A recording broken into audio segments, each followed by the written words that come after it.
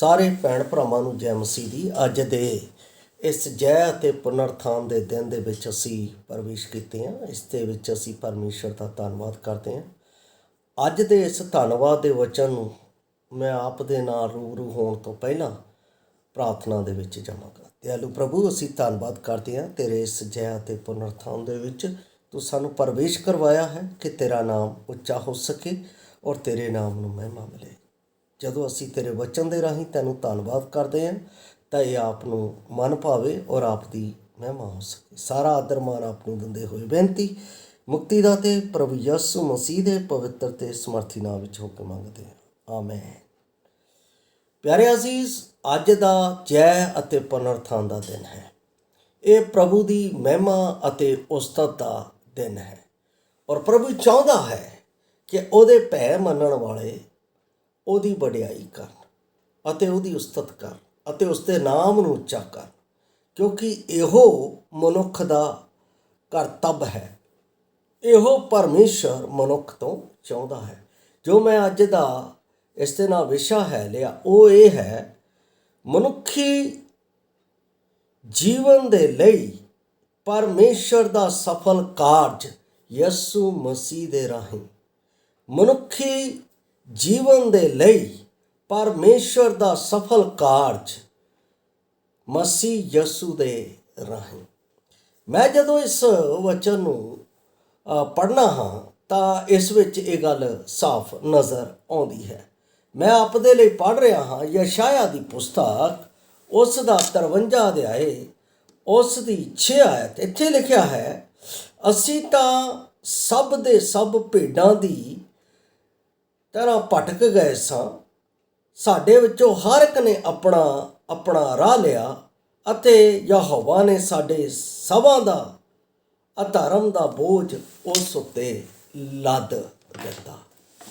ਇਹ ਮਨੁੱਖੀ ਜਾਤੀ ਦਾ ਪਰਮੇਸ਼ਰ ਦੇ ਰਾਹੀਂ ਮਸੀਹ ਯਿਸੂ ਦੇ ਦੁਆਰਾ ਬਚਾਉਣ ਦਾ ਕਾਰਜ ਅਸੀਂ ਇਸ ਜਗ੍ਹਾ ਦੇ ਉੱਤੇ ਹੁੰਦਾ ਵੇਖਦੇ ਹਾਂ।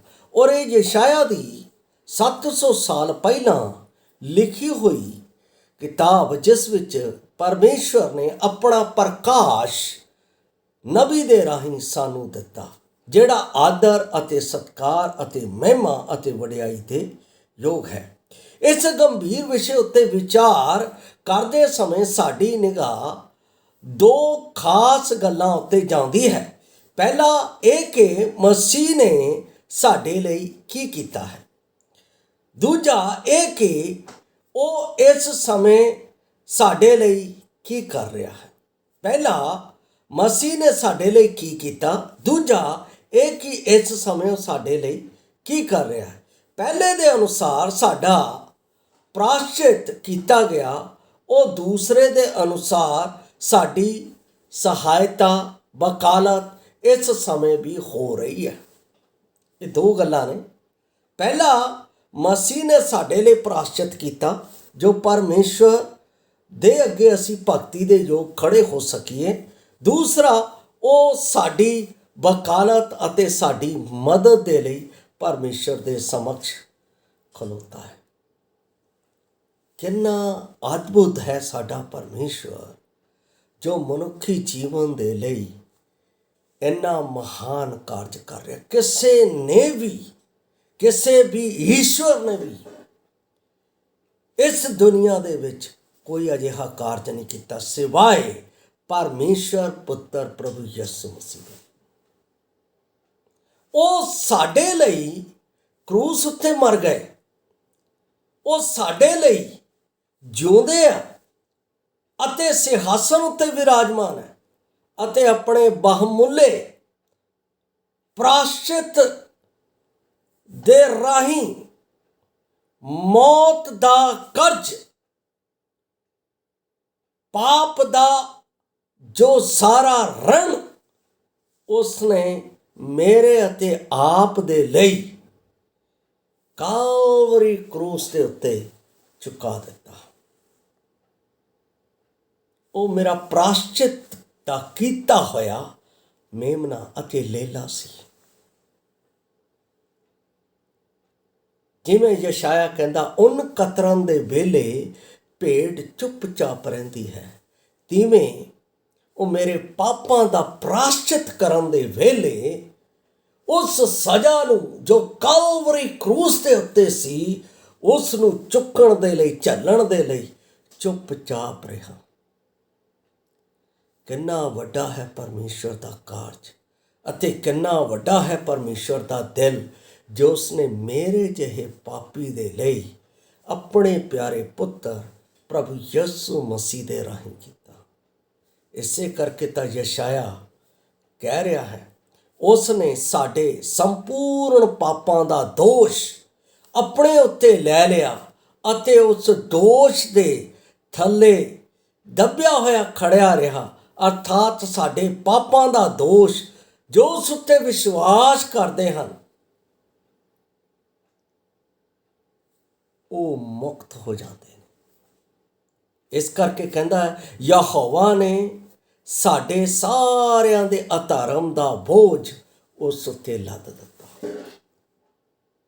ਕਿੰਨਾ ਮਹਾਨ ਹੈ ਪਰਮੇਸ਼ਰ, ਜਿਹਨੇ ਮੇਰੇ ਜਿਹੇ ਪਾਪੀ ਦਾ ਬੋਝ ਯਿਸੂ ਮਸੀਹ ਦੇ ਉੱਤੇ ਲੱਦ ਦਿੱਤਾ। ਉਸ ਬੋਝ ਥੱਲੇ ਦੱਬਿਆ ਹੈ ਕਿ ਮੈਂ ਉਸ ਦੇ ਉਸ ਬੋਝ ਚੁੱਕਣ ਦੇ ਨਾਲ, ਉਸ ਕੁਰਬਾਨੀ ਦੇ ਨਾਲ ਬਚਾਇਆ ਜਾਵਾਂ, ਕਿ ਮੈਂ ਪਰਮੇਸ਼ਰ ਦੀ ਉਸ ਦੀ ਹਜ਼ੂਰੀ ਵਿੱਚ ਸੱਚੀ ਇਬਾਦਤ ਕਰਨ ਵਾਲਾ, ਉਸ ਦਾ ਸੱਚਾ ਆਰਾਧਕ ਬਣ ਸਕਾਂ, ਜਿਸ ਨੂੰ ਪਰਮੇਸ਼ਰ ਚਾਹੁੰਦਾ ਹੈ।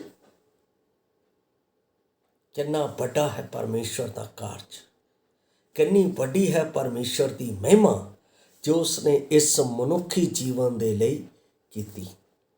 ਇਸ ਲਈ ਪਤਰਸ, ਪਹਿਲਾ ਪਤਰਸ ਉਸ ਦਾ 3:18 ਦੇ ਵਿੱਚ ਕਹਿੰਦਾ, ਇਸ ਲਈ ਮਸੀਹ ਨੇ ਵੀ, ਅਰਥਾਤ ਅਧਰਮੀਆਂ ਦੇ ਲਈ ਧਰਮੀ ਨੇ, ਪਾਪੀਆਂ ਦੇ ਕਾਰਨ ਇੱਕੋ ਵਾਰ ਦੁੱਖ ਝੱਲਿਆ ਤਾਂ ਕਿ ਸਾਨੂੰ ਪਰਮੇਸ਼ਰ ਦੇ ਨੇੜੇ ਲਿਆਵੇ। ਮੈਨੂੰ ਅਤੇ ਆਪ ਨੂੰ ਪਰਮੇਸ਼ਰ ਦੇ ਨੇੜੇ। ਇਹ ਪਰਮੇਸ਼ਰ ਦੀ ਮਹਿਮਾ ਦਾ ਕਾਰਜ ਮੇਰੇ ਲਈ ਉਸਨੇ ਕਾਲਵਰੀ ਕਰੂਸ ਦੇ ਉੱਤੇ ਕੀਤਾ। ਕਿੰਨਾ ਅਦਭੁਤ ਹੈ, ਕਿੰਨਾ ਉਸਤਤਯੋਗ ਹੈ, ਕਿੰਨਾ ਵਡਿਆਈਯੋਗ ਹੈ ਉਹ ਕਾਰਜ। ਅਸ਼ਾਂਤ ਆਤਮਾ ਦੇ ਲਈ ਇਹ ਇੱਕ ਸੁੰਦਰ ਅਤੇ ਸਰਵਾਧਿਕ ਮਹੱਤਵਪੂਰਨ ਸੱਚਾਈ ਹੈ, ਜੋ ਸੰਪੂਰਨ ਮਸੀਹੀ ਦ੍ਰਿਸ਼ਟੀਕੋਣ ਦੇ ਮੂਲ ਨੂੰ ਸਥਿਰ ਕਰਦੀ ਹੈ। ਵਾਸਤਵਿਕ ਰੀਤ ਨਾਲ ਜਾਗਰੂਕ ਆਤਮਾ ਵਿੱਚ ਆਤਮਿਕ ਰੀਤ ਨਾਲ ਅਲੌਕਿਕ ਵਿਵੇਕ, ਮਤਲਬ ਕਿ ਸ਼ੁੱਧ ਵਿਵੇਕ ਰਾਹੀਂ ਪਰਮੇਸ਼ਵਰ ਦੀ ਸ਼ਾਂਤੀ ਦਾ ਆਨੰਦ ਲੈਣਾ ਤਦ ਤੱਕ ਅਸੰਭਵ ਸੀ ਜਦ ਤੱਕ ਇਸ ਦਾ ਬਹੁਮੁੱਲ ਰਕਤ, ਕਹਿਣ ਦਾ ਭਾਵ ਖੂਨ, ਮੇਰੇ ਪਾਪ ਦੇ ਲਈ ਬਹਾਇਆ ਨਾ ਜਾਂਦਾ। ਮੇਰੇ ਪਾਪ ਦੇ ਲਈ ਬਹਾਇਆ ਨਾ ਜਾਂਦਾ। ਸੱਚਮੁੱਚ ਉਹ ਪਰਮੇਸ਼ਰ ਜਿਸ ਨੇ ਮੇਰੇ ਪਾਪੀ ਦੀ ਖਾਤਰ ਆਪਣੇ ਪੁੱਤਰ ਦਾ ਸਰਫਾ ਤੱਕ ਨਾ ਕੀਤਾ, ਉਸ ਦਾ ਇੱਕ ਇੱਕ ਲਹੂ ਮੇਰੇ ਪਾਪੀ ਨੂੰ ਬਚਾਉਣ ਦੇ ਲਈ, ਸ਼ੁੱਧ ਕਰਨ ਦੇ ਲਈ ਬਹਾਇਆ ਗਿਆ। ਕਿ ਉਹ ਪਰਮੇਸ਼ਵਰ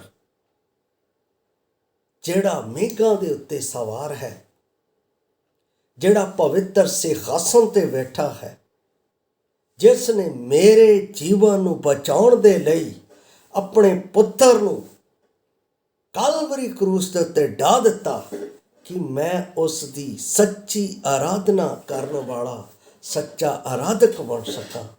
ਮੈਂ ਇਸ ਸਫਲ ਕਾਰਜ ਦੇ ਲਈ ਕਿ ਪਰਮੇਸ਼ਰ ਦਾ ਧੰਨਵਾਦ ਨਹੀਂ ਕਰ ਸਕਦਾ, ਕਿ ਉਹਦੀ ਵਡਿਆਈ ਨਹੀਂ ਕਰ ਸਕਦਾ ਜਿਸ ਨੇ ਇਹ ਕੰਮ ਮੇਰੇ ਲਈ ਕੀਤਾ। ਪਰਮੇਸ਼ਰ ਦੀ ਪ੍ਰਤਿਗਿਆ ਦੇ ਅਨੁਸਾਰ ਮੈਨੂੰ ਇਹ ਜਾਣਨਾ ਜ਼ਰੂਰੀ ਹੈ ਕਿ ਮੇਰਾ ਹਰ ਇੱਕ ਪਾਪ ਪਰਮੇਸ਼ਰ ਦੀ ਨਿਗਾਹ ਤੋਂ ਦੂਰ ਕਰ ਦਿੱਤਾ ਗਿਆ ਹੈ। ਅਨੰਤ ਕਾਲ ਤੱਕ ਤੋਂ ਮਿਟਾ ਦਿੱਤਾ ਗਿਆ ਹੈ। ਅਨੰਤ ਕਾਲ ਤੱਕ ਮਿਟਾ ਦਿੱਤਾ ਗਿਆ ਹੈ। ਉਸ ਨੇ ਖੁਦ ਇਹਨਾਂ ਪਾਪਾਂ ਨੂੰ ਇਸ ਰੀਤ ਨਾਲ ਨਿਪਟਾ ਦਿੱਤਾ ਕਿ ਉਸ ਦੇ ਸੁਭਾਅ ਦੇ ਗੁਣਾਂ ਤਥਾ ਸਿਹਾਸਨ ਦੇ ਦਾਅਵਿਆਂ ਦਾ ਪਾਲਣ ਹੋ ਸਕੇ, ਕਿ ਅਸੀਂ ਪਵਿੱਤਰਤਾ ਦੇ ਨਾਲ ਪਵਿੱਤਰ ਪਰਮੇਸ਼ਵਰ ਦੀ ਪਵਿੱਤਰ ਭਗਤੀ ਉਸ ਦੇ ਸਨਮੁਖ ਜਾ ਕੇ ਕਰ ਸਕੀਏ, ਜਿਸ ਤੇ ਅਸੀਂ ਕੋਲ ਜਾਣ ਦੇ ਯੋਗ ਨਹੀਂ ਸੀ, ਜਿਸ ਨੂੰ ਅਸੀਂ ਨਿਹਾਰਨ ਦੇ ਯੋਗ ਨਹੀਂ ਸੀ, ਜਿਸ ਦਾ ਅਸੀਂ ਆਪਣੇ ਬੁੱਲਾਂ ਦੇ ਵਿੱਚ ਨਾਮ ਲੈਣ ਦੇ ਯੋਗ ਨਹੀਂ ਸੀ, ਜਿਸ ਨੂੰ ਅਸੀਂ ਆਪਣੇ ਜੀਵਨ ਦੇ ਵਿੱਚ ਸਥਾਨ ਦੇਣ ਦੇ ਯੋਗ ਨਹੀਂ ਸੀ। ਉਸ ਨੇ ਸਾਨੂੰ ਉਸ ਦੇ ਯੋਗ ਬਣਾ ਦਿੱਤਾ। ਕਿੰਨਾ ਮਹਾਨ ਹੈ ਉਹ ਪਰਮੇਸ਼ਰ, ਕਿੰਨਾ ਵਡਿਆਈ ਦੇ ਯੋਗ ਹੈ ਉਹ ਪਰਮੇਸ਼ਰ।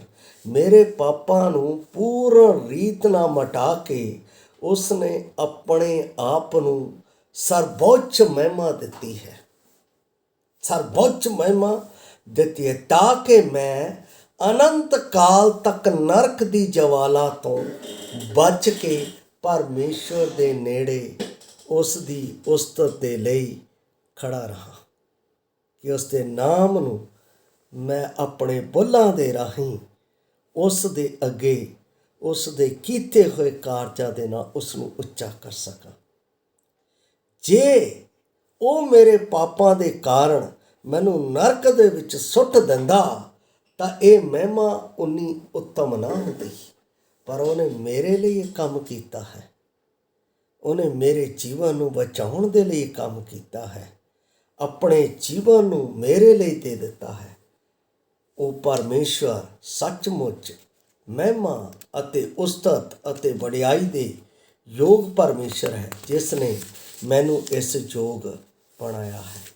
ਹਾਂ, ਉਸ ਨੇ ਸਭ ਕੁਝ ਮੇਰੇ ਲਈ ਸੰਪੰਨ ਕਰ ਦਿੱਤਾ, ਸਫਲ ਕਰ ਦਿੱਤਾ। ਇਸ ਸੰਪੂਰਨ ਵਿਸ਼ੇ ਵਸਤੂ ਦਾ ਨਿਸ਼ਕਰਸ਼ ਗੂੜ ਤੱਥ ਇਹ ਹੈ ਕਿ ਮੈਂ ਯਿਸੂ ਮਸੀਹ ਦੇ ਰਾਹੀਂ ਪਰਮੇਸ਼ਵਰ ਨੂੰ ਜ਼ਿੰਦਾ ਆਰਾਧਨਾ ਦੇਵਾਂ, ਜ਼ਿੰਦਾ ਆਰਾਧਨਾ। ਇਸੇ ਕਰਕੇ ਤਾਂ ਪੌਲਸ ਕਹਿੰਦਾ ਹੈ ਗਲਾਤੀਆਂ 2:20 ਦੇ ਵਿੱਚ, ਹੁਣ ਮੈਂ ਜ਼ਿੰਦਾ ਨਹੀਂ, ਮੇਰੇ ਵਿੱਚ ਮਸੀਹ ਜ਼ਿੰਦਾ ਹੈ।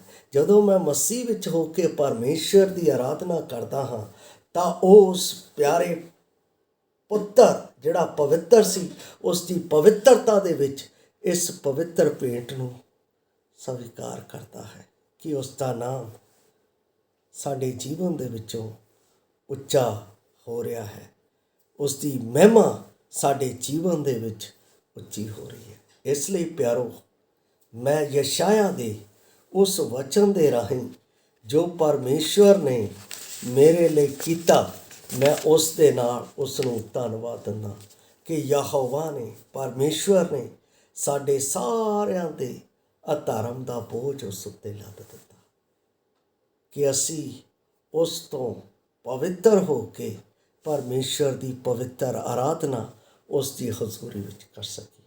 ਪਰਮੇਸ਼ਵਰ ਇਸ ਬਚਨ ਦੇ ਰਾਹੀਂ ਇਸ ਧੰਨਵਾਦ ਦੀ ਭੇਂਟ ਨੂੰ ਸਵੀਕਾਰ ਕਰੇ ਔਰ ਇਸ ਦੇ ਰਾਹੀਂ ਆਪਣੇ ਨਾਮ ਨੂੰ ਮਹਿਮਾ ਲਵੇ। ਪ੍ਰਭੂ ਦੇ ਨਾਮ ਦੀ ਮਹਿਮਾ ਇਸ ਵਚਨ ਦੇ ਰਾਹੀਂ ਹੋਵੇ। ਸਾਰਿਆਂ ਨੂੰ ਜੈ ਮਸੀਹ ਦੀ। ਪ੍ਰਭੂ ਇਸ ਤਰ੍ਹਾਂ ਸਾਡੇ ਸਭਨਾਂ ਦੇ ਵਿੱਚ ਹੋਣ ਦੇ ਲਈ ਮਦਦ ਕਰੇ। ਮਾਰਾਨਾ।